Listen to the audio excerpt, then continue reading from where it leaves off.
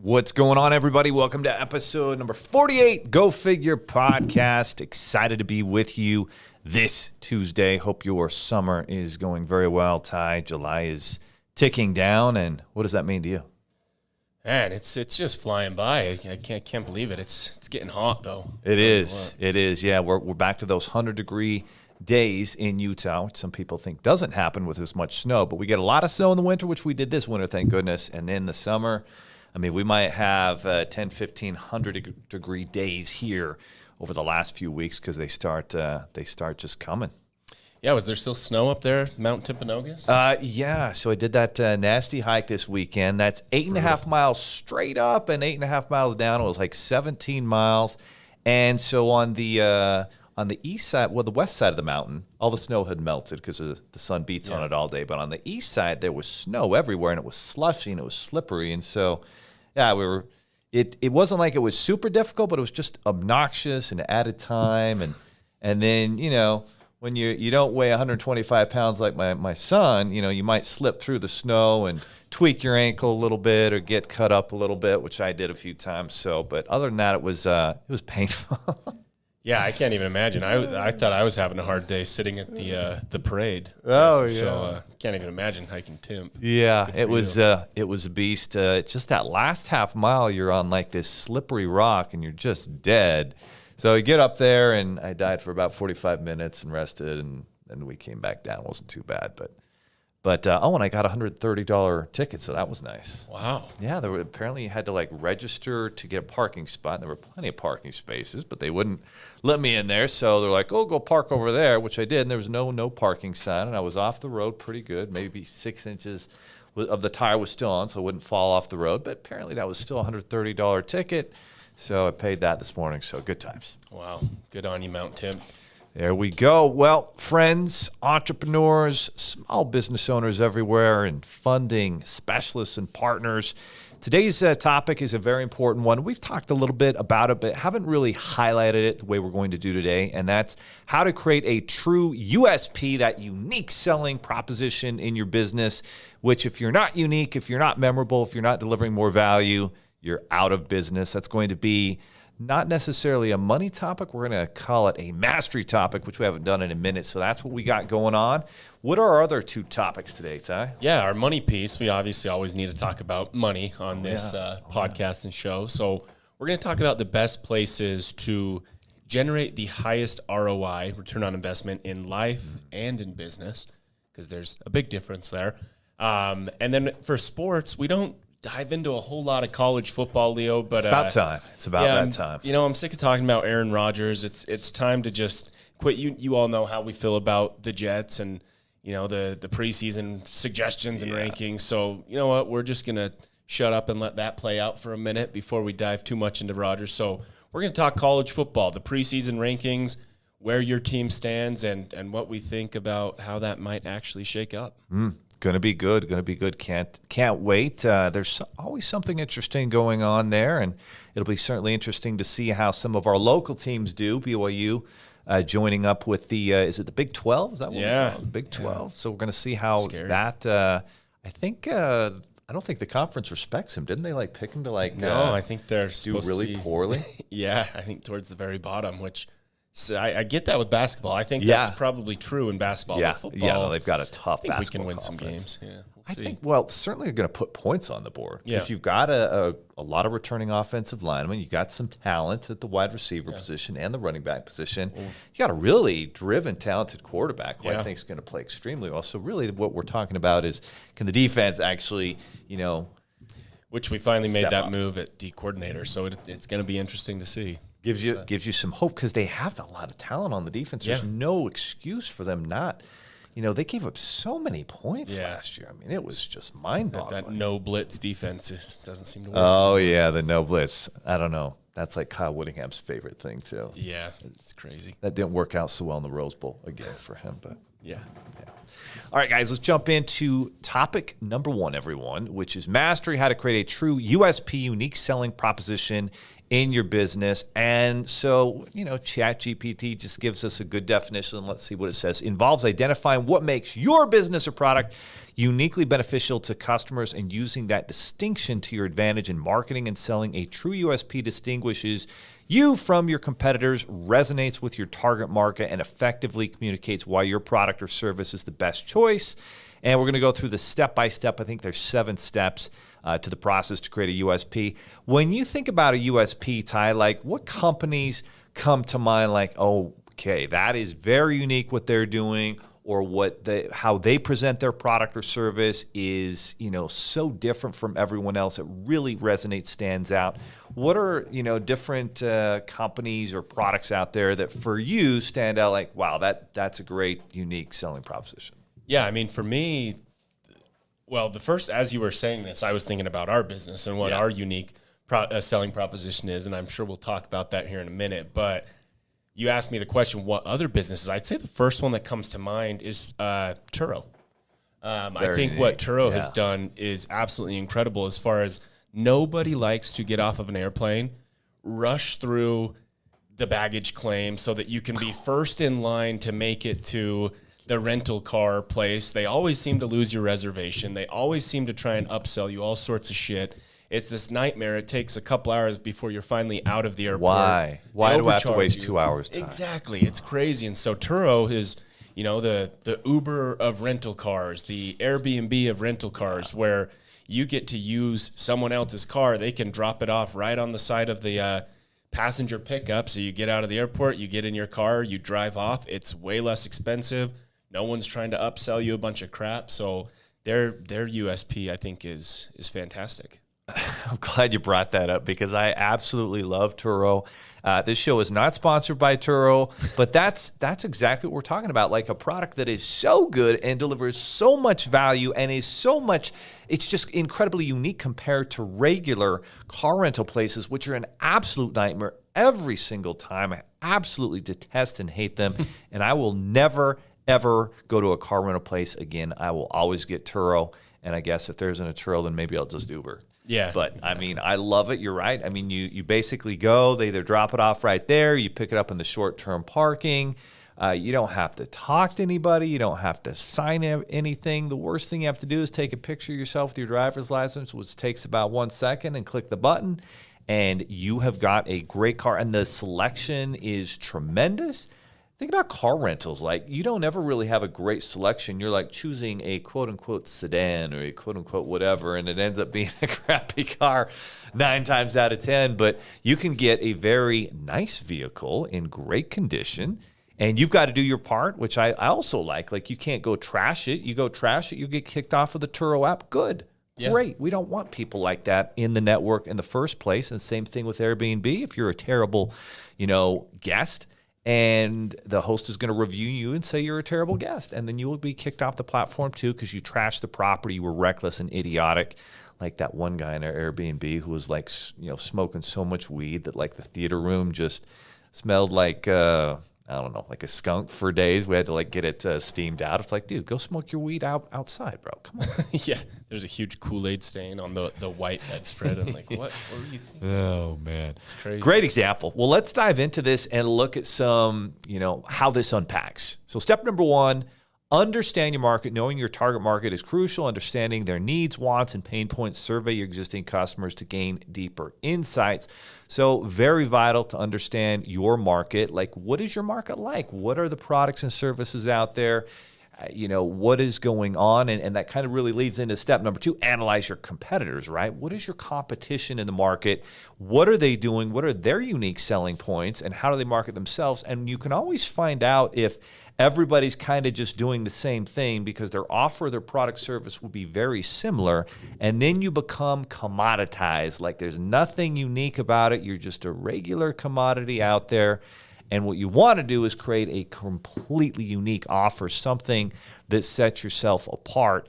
And so, with us, for example, we're a business finance marketplace. We serve small business owners. And some people would say we're competing against your local bank. Well, let's look at your local bank. If you want to apply for financing, number 1, you go to see the local bank in person, which that's kind of annoying.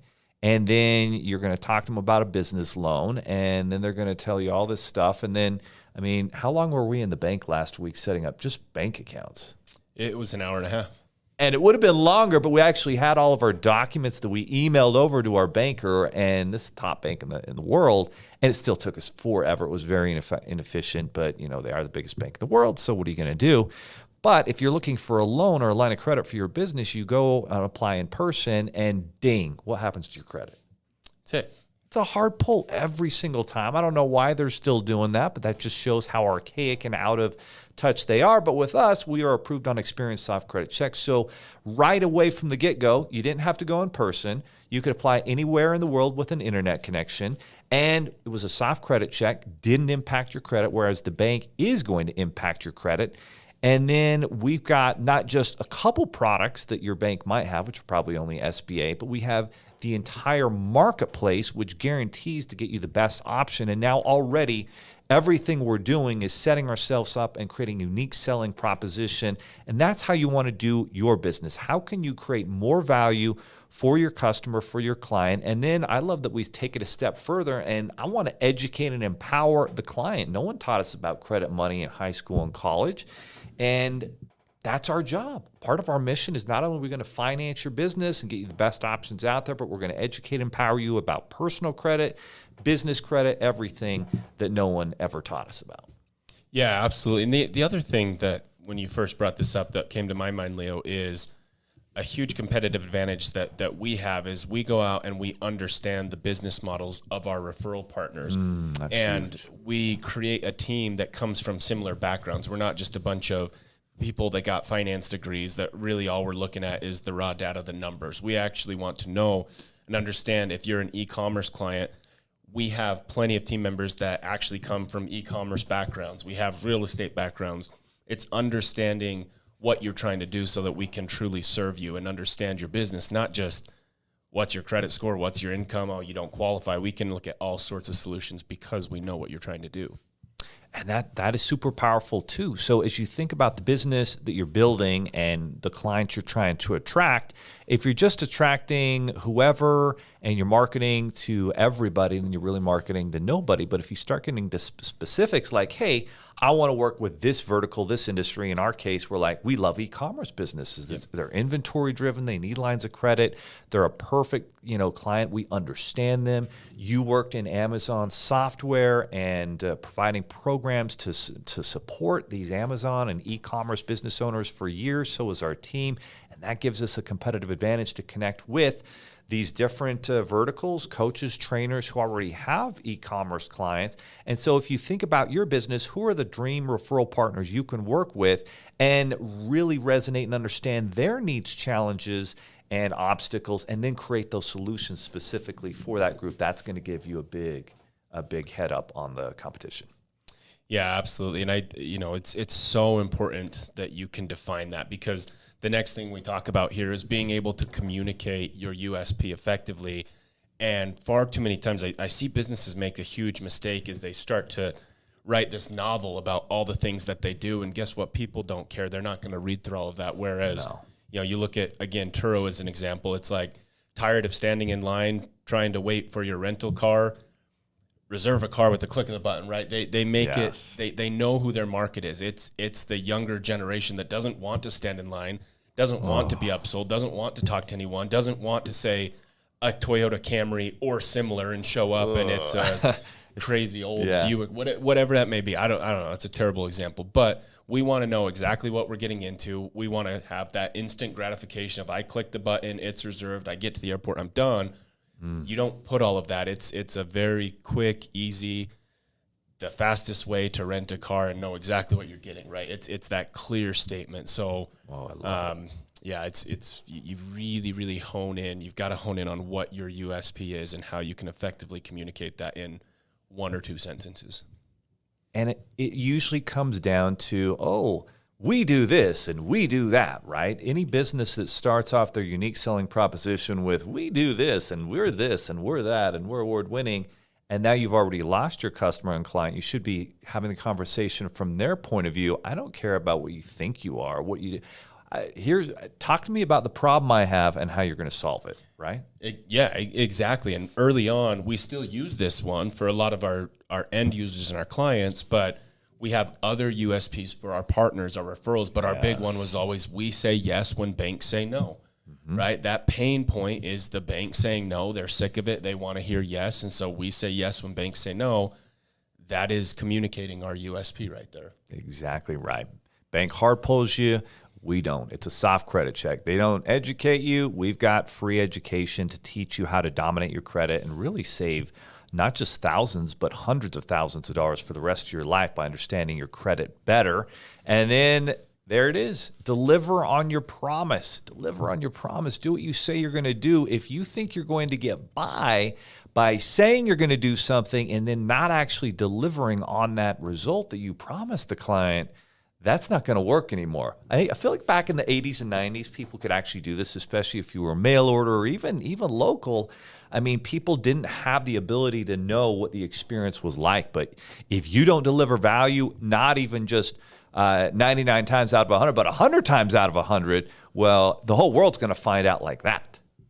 Oh, yeah, absolutely. And we've seen that time and time again with partners and colleagues where they don't do what they say they're going to do. They may get by for a few months. They may make a little bit of money here and there, but it is going to come back and bite them every single time, especially nowadays more than ever. I mean, you see a company online that has hundreds or 1,000 reviews, and they're managing a 4.7, 4.8, 4.9 out of 5-star rating on Google or any of these review sites. Like, that is incredibly difficult to do because it's the unhappy people who are maybe unhappy almost about everything in their life, and they love giving out 1-star reviews.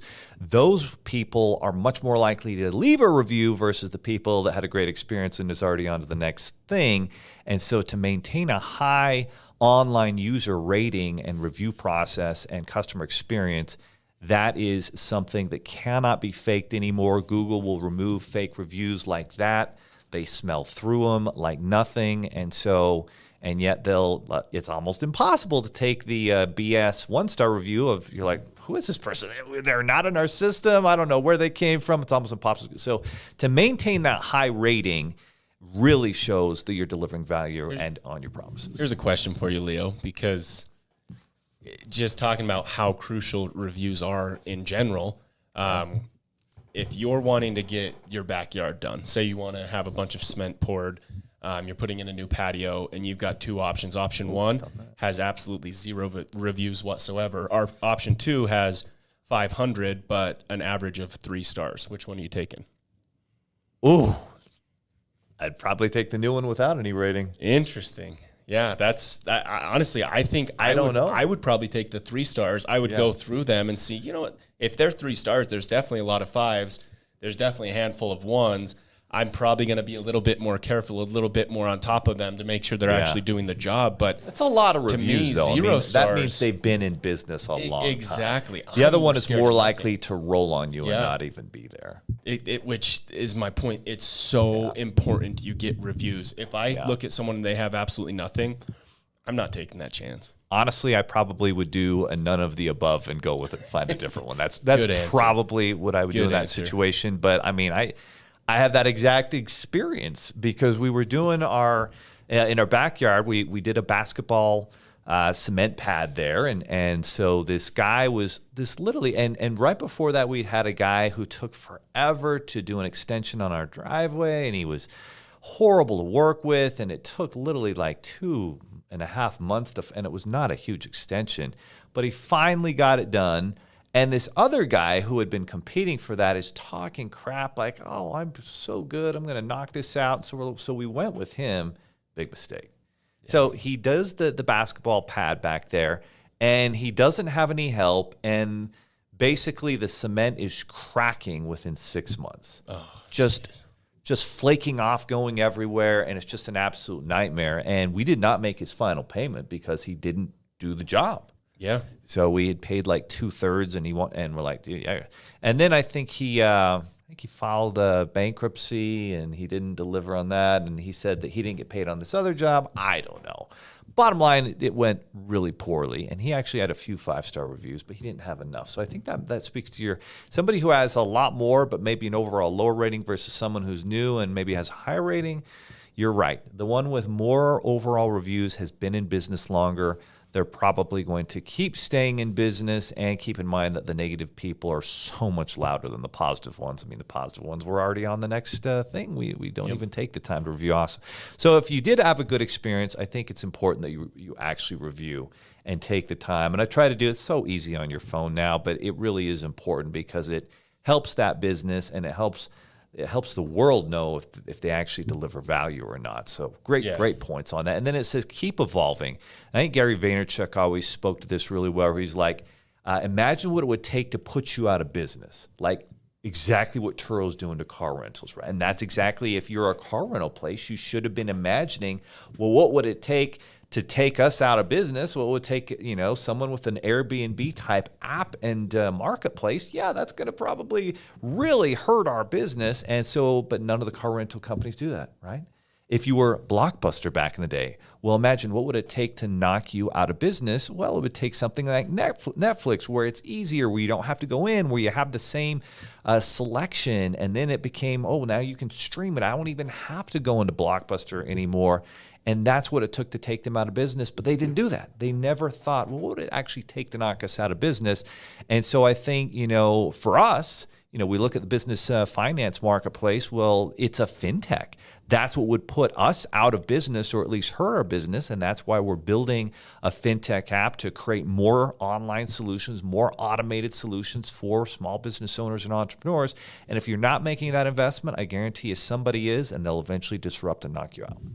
Yeah, absolutely. I mean, one of the biggest things for us, Leo, when we talk about evolving, because we were talking about reviews right before that, was finding a solution so that the second someone finishes funding, they automatically get a text with a link that takes them right to literally where they click on the stars, and it posts right to Google. Huge. Whereas prior to that, it was, hey, do you mind going to Google, typing in 7 figures funding Utah, and then going to the review section, leaving a review. Our reviews increased astronomically when we invested a little bit of money on a developer that could ultimately put that into place for us. We didn't have to go spend thousands and thousands and pay thousands of dollars every single month to get reviews. We brought someone in that knew how to do it, and now we are well over 500 5-star reviews. So, I mean, constantly evolving and doing those little things that give you that competitive advantage is crucial. It has to happen. No question. Well, that was a lot of fun. That's the mastery section there, and a great discussion on creating a unique selling proposition. And if you aren't constantly thinking about how you can evolve and improve that, you must, or you will be out of business, or at least lose a big chunk of your business. Let's move on to the money topic. What are the best places to generate the highest ROI in life and in business?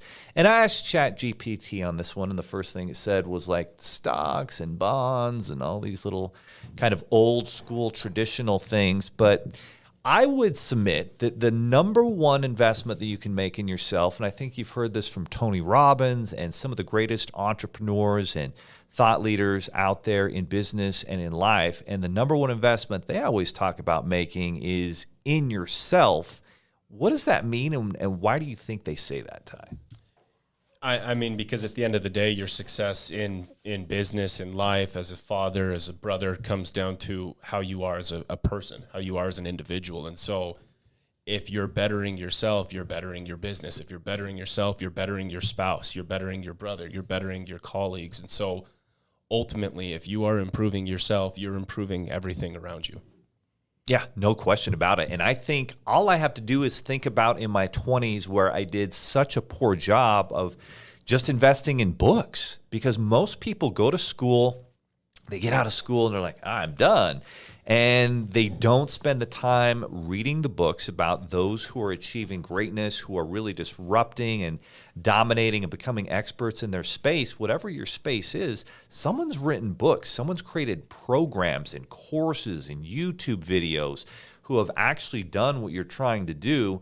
And while you're sitting there, just screwing around and playing fantasy football all day and all weekend long, someone else, a small percentage of the population in your industry, is reading the books, is learning, is becoming an expert. And those are the people that are dominating. And so when I started to finally invest in books and mentorships and programs, I still remember an online program I bought about learning how to do online marketing. I spent $2,000 on it and the timer was ticking down. And ultimately, I don't think I got tons of value, but I did get some value from that program, and it opened the door, and I started making other investments, and I learned way more about building a business than I ever did in college.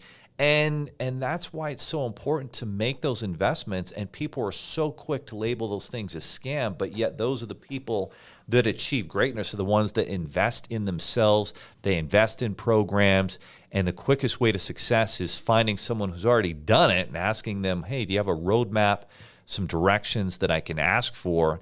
And so if you don't invest in yourself, the return is going to be very small. If you do, it's exponential. Like you think about stocks that average 7 to 9% annually most of the time over 100 years. Well, if you invest in yourself, that might be thousands or millions of percent return, where you can go from making $25,000, $50,000 a year to $500,000 a year. I mean, how can you measure that? It's exponential. So tell me this, Leo, because sometimes I find myself complaining. Right? I have a 2-year-old and I have a 6-month-old. Yeah. And we just moved into a new home, and I find myself complaining that my life is so busy. I don't ever have time to listen to books. I don't ever have time to exercise. And I know that's something that you said you've really, really hit on, really hit hard at the last decade. What shifted, and when do you do these types of things? Yeah, great question. So for a long time, I was kind of like my kids, and I think like a lot of our team members in here, where it's like there's nothing worse than getting up early and working out. I'm not ever going to do that. So I would try to do it after work and after the day. And as your kids get older and they have sports and they have stuff going on after you get home from work, it really just became clear to me that the best time, and this seems to be what the most successful entrepreneurs and people out there do. I was listening to a podcast with Ed Milet and Troy Aikman. They're doing the same thing. They all start their day by getting up, 6:30, somewhere around there. They get up, they get an initial workout in, and while they're doing that workout, they might be listening to a book, they might be listening to a podcast, and as they're getting ready, they might be, listening to those things further. And so for me, I try to get up every day, either around 6 or 6:30. I try to get in a 30 to 40 minute workout, just right there in my little home gym. Could be cardio. Sometimes I'll go for a run. Sometimes I'll just do strength training. And I'll do that. And while I'm doing that, I'm listening to a podcast, I'm listening to a book, and I'll listen to it, while I'm getting ready, while I make a protein drink and taking all my health supplements. And just doing that right there, where most of the time your kids are still asleep, then I can invest in me and be ready to go out and have energy and dominate the day. And then when I get home, now I don't feel like, oh shit, I haven't worked out, I haven't done this, I haven't done that. I've started out by getting some of the hardest stuff of the day done first, gives me a ton of momentum. And then by the time I get home, then I can feel like I can actually focus on helping my kids more and getting, focusing on them. And I feel like if I don't do that, number one, my energy's low. I just feel messed up at that point. And it did take me a long time to actually get to that, that schedule. Yeah, I mean, it takes time to build habits. I've read somewhere that it takes 2 weeks to build a habit, and I think that's kind of bogus. It is. I think there was a new one. There's The Power of Habit. There's like 2 or 3 Atomic Habit. There's a few big habit books that are really good out there. And I think the consensus is it's somewhere around 70 days. Okay. That would make sense. Yeah. And it's just being so consistent through that time. And the hard part with kids is, you have one night where your 6-month-old wakes up 3 or 4 times, but it's just being consistent, knowing, look, I'm going to be a little tired today, but sticking through it, just sticking to it. And for me, it's the commutes, Leo. That is the only time I found that I can't work out and listen to a book. My ADD mind goes way too many places, and I'll listen to a book and it goes in one ear out the other, and I don't gain anything. For me, it's the commutes because I can sit and focus on it. So, I mean, you just got to figure out when you have the time to hone in and listen. If it means waking up earlier, it means waking up earlier. But investing in yourself will improve your life and the lives around you, so you have to do it. I love listening to books on the commute. And that was, with the previous business, I was going from like Draper down to Springville, and it was a good 40 minutes every single day. But I listened to so many books, and I loved it. And so sometimes a commute is really good, and that's where instead of listening to sports radio or listening to just music, most people are listening to music. It's like a habit we start as teenagers when we get our driver's license. But when you transition over to, hey, I'm all in on, you just don't have the time. Yeah. Like there's only so much time. It's like Ray Dalio says, you can do a lot of things well, but you can't do everything well. And I feel like, I've got our business family and our business, and I've got my actual family, and my health's important, and within that realm, those things, I feel like I don't have much time for anything else. Yeah, you have to really sit down and decide what is truly important to you. So I can't go do the guys out thing. I can't go on vacation with my buddies. I can't do those things because if I do those things, then I'm going to drop the ball on something else. Yeah, I've had to learn that with golf. Granted, I played 3 times this last week, so that's a bad time to bring up that example. But yes, that's part of your recreation workout, and if you don't do that too, you might go insane. So it's important to do that too. Absolutely. So, all right, and then there's also I think the next best investment is investing in your own business that you work in. Like you could invest $10,000-$15,000 in that and generate incredible exponential 1,000% plus returns. You're not doing that in the stock market, and you're not doing that in real estate because you have so much control over a business where you can put a little bit of money into it. But if you're putting your time into it, that's where you should be generating a really strong return. And then, what do you feel like are the next best investments out there for you, Ty? I do want to hit on that one real quickly, Leo, when you talk about investing in your business, because you did something that made a huge difference for me very, very early on when I actually initially became your official business partner. Because in my head, coming into that meeting, that dinner with you, if you recall, Jill and Marie all went to dinner. Yeah. In my head, I was kind of thinking, he's just going to give me a large percentage. I've done so much. I brought in the initial partner. I go out on the road, and all of this revenue is tied to me. I was getting all cocky, thinking that I was just going to be gifted all of it. And you did. You gifted me some, but the best thing you ever did for me is you made me actually put my own money into it. You made me get my own skin in the game, and it was a dollar amount that was a little uncomfortable for me, but my work ethic went from here to here when that happened because I was invested in what we were doing. So I think that's extremely important. Don't just try and find the free way to do this as a business owner. When you put money into it, when you put skin in the game, you're going to find a whole nother gear that you didn't know existed. No question about it. And there's nothing more baffling to me like someone who's like going to venture capital firms to try and raise money, and they literally haven't put a dime. They won't like risk anything into their own business. And it's like, dude, why should anybody give you money if you aren't willing to put your own balls on the line? So, Exactly. Crazy. Believing in yourself is very important. So you've got to have skin in the game, but there's no better investment out there. Yeah. You invest in your own business that you put your blood, sweat, and tears in. I mean, the returns are just exponential, and then they just grow every single which way from that. And then now that's the next step. Now, can I take this money and invest it into other businesses without having to invest so much of my time? And that's the next business model. And so you'll see guys like Alex Hormozy with acquisitions.com. Instead of taking all of their money, they just cashed out for like $46 million when they sold their gym launch business. They're like, no, we understand businesses. And so they have all these people applying to work with them. They put money, they put their ideas, their knowledge, their proven strategies and formulas, and they grow these businesses, and they they are able to not have to put all their time into it, but they are able to oversee it and put some hours in every week when they need to and grow those businesses. And again, that's where you can get exponential returns. You might invest in real estate and hope to make 10 to 20% a year in that real estate, and it's still going to take some time. But if you can invest in a business, I mean, you can make 100, 200% and not have to necessarily put tons of your time into it. Yeah, which is, something we've been working really hard on. It might be a surprise to a few people, but we're going to be making an announcement later today. We're launching a flooring company that, Leo, I've done it a little bit. Have you ever gone and installed wood floor? I have never installed wood floor, but I paid for many installation. Exactly. But you have the mindset, the wherewithal, the softwares, the money to actually launch and run a successful business. So we found an awesome partner that knows flooring, has done flooring for over a decade, but is not know everything about the business side of things. So these strategic partnerships and starting these other businesses is very, very valuable.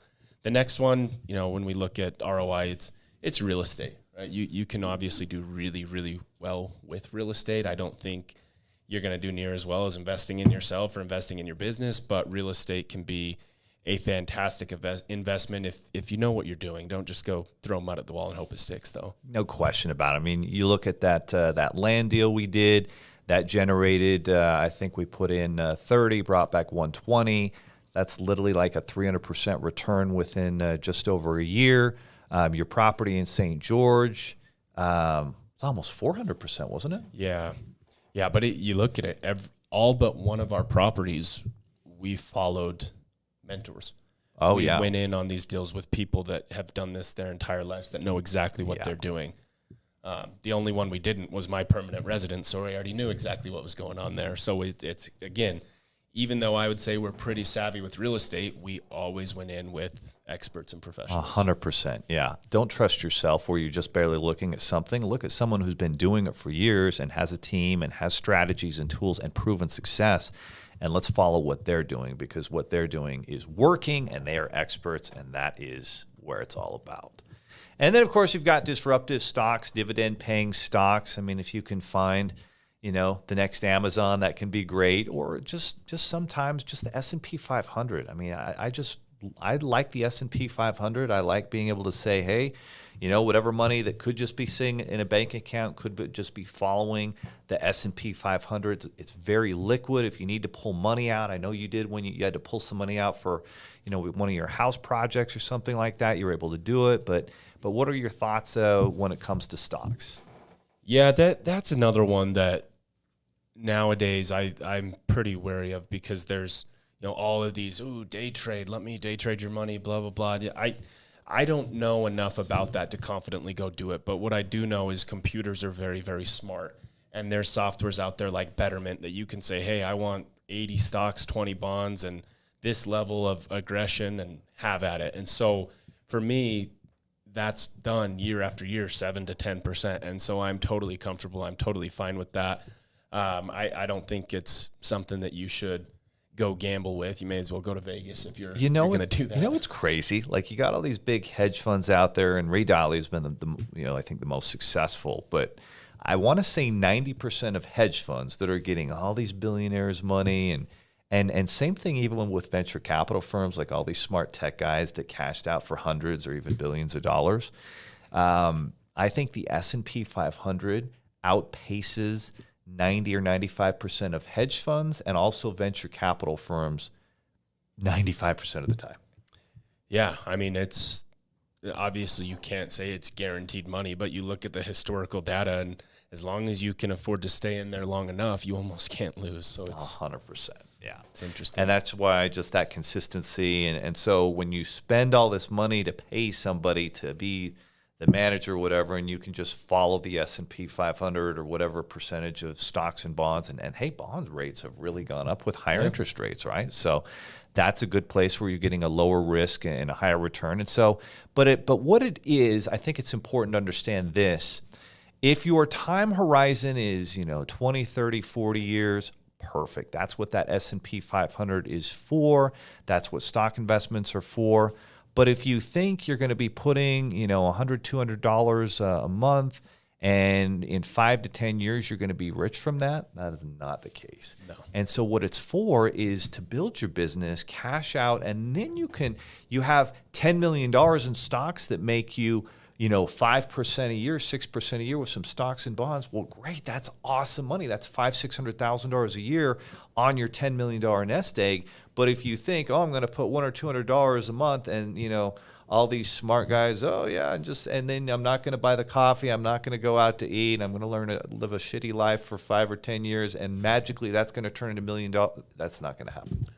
So I just want to point that out. Yeah, and Leo, at this point in my life, most of the stuff that I am putting into stocks, for lack of a better term, or not to get too technical here, is a lot of that comes down to the tax advantages as well. Yeah. Right. The percentage of tax savings on top of the gains there. So obviously you can't touch that money right away, but there's definitely tax advantages there. No question. Same thing with real estate. You've got depreciation. There's a reason why Donald Trump and big-time real estate investors often pay very little in taxes, because as a property owner, you get to depreciate that property, and it oftentimes eliminates a lot of your income from it while the property's going, while you're earning cash flow. And so those are important factors to keep in mind as well. Well, that was our money topic. We've gone money mastery.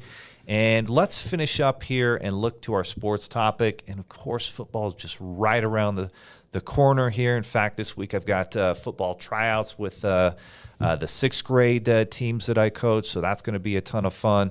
But what are we looking at? What are you seeing on the preseason college football rankings, and what do you see happening this year? Yeah, it's fun. There's been a handful that have come out recently. I picked this one, NCAA.com, because it's the most recent one, but I think it's across the board, no question, number one. It remains Georgia. All honesty, be floored if they don't win it all again. They're just stacked. You look at their recruiting classes, you look at their coaching. I mean, they're stacked top to bottom. Where it gets interesting, though, is 2, 3, 4, and 5. That's where there's a lot of shakeup.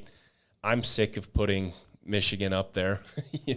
I know they made it to the college football playoff, but it just doesn't seem like they're quite there. They're quite ready. And I don't know if you knew this. I think it's pretty recent news. Is Harbaugh's likely getting suspended for half the season? I did hear that. Yeah. So that obviously really shakes things up. I think you look at not draft classes, but recruiting classes, and Alabama is, as always, going to be extremely stacked. But it seems like, is Georgia the new Alabama? I think so, at least for the next little bit.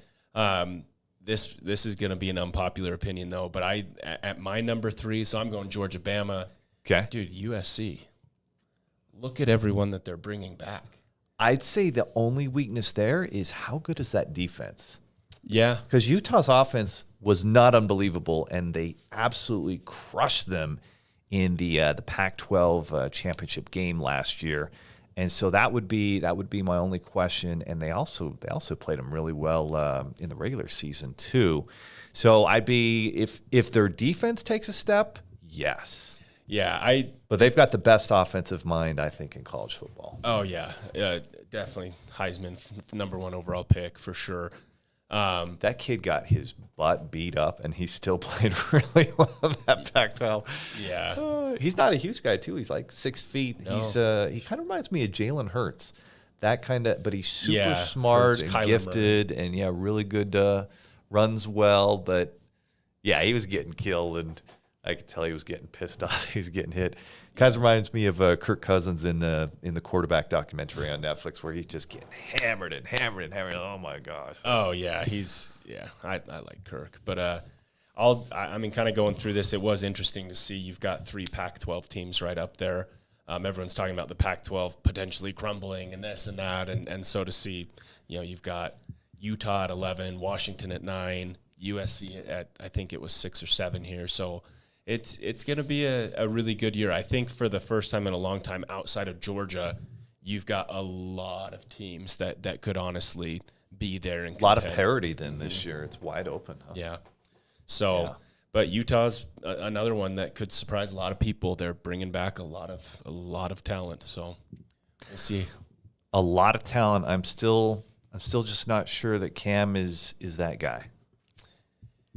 Yeah, I think He's a college guy. I don't think he'll ever. Oh yeah, he's a college guy. Yeah, He's a college guy.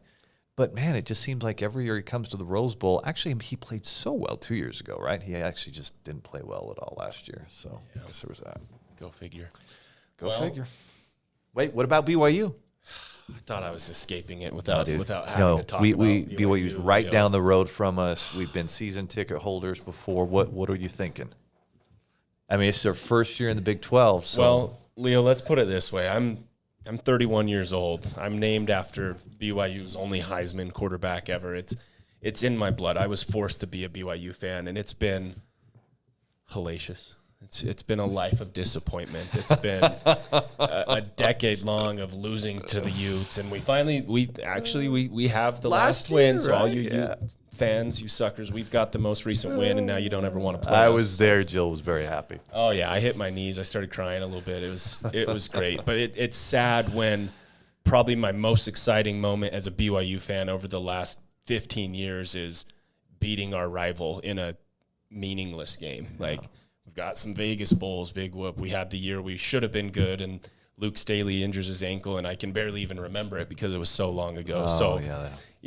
I can give my unbiased opinion now because I really don't have high expectations for them ever, period. Going into every season, I think they're going to suck, and they get 8 to 10 wins, and they surprise me. But this year, looking at their schedule, they have some talent. We're going to have a first-round draft pick on the offensive line. I think our quarterback that was at USC and then went to Pitt and then is now at BYU, Keaton Slovis, I think he's going to surprise a lot of people. I agree. But at the end of the day, you look at our schedule, I think we're lucky to win 6 games. So it might be a 6-6 season. It ultimately, for me, comes down to, can the offense be consistent? Can they be consistent? Boy, it'd sure help if they could run the ball. Take some pressure off of the quarterback who's brand new to the system this year. But it comes down to the defense for me. I mean, if you're going to play that vanilla 3-4 and just pretend like you're going to be able to stop people without putting any pressure on the quarterback, then you're going to give up a lot of points, which is what they did last year. Yeah, and it's And a brutal schedule. 2 years ago, they had a really strong year. Yeah. Really strong year. Just some inconsistencies on a few of those games, Baylor and Boise 2 years ago. But last year, they just gave up a lot of points, and then the offense didn't play nearly as well. And kind of case Had in some point, injuries, that 2 years ago season, it's like, man, they deserve so much better. They're good. They were 2 fumbles away from – or a fumble in the red zone away from beating Boise and being a 1-loss to Baylor team, and then we go get our butts kicked by UAB in a bowl. So it's like, were they? That's BYU. Yeah. So, Yeah. Hope I'm wrong. That's a go figure right there. Yeah, Go there figure. you go.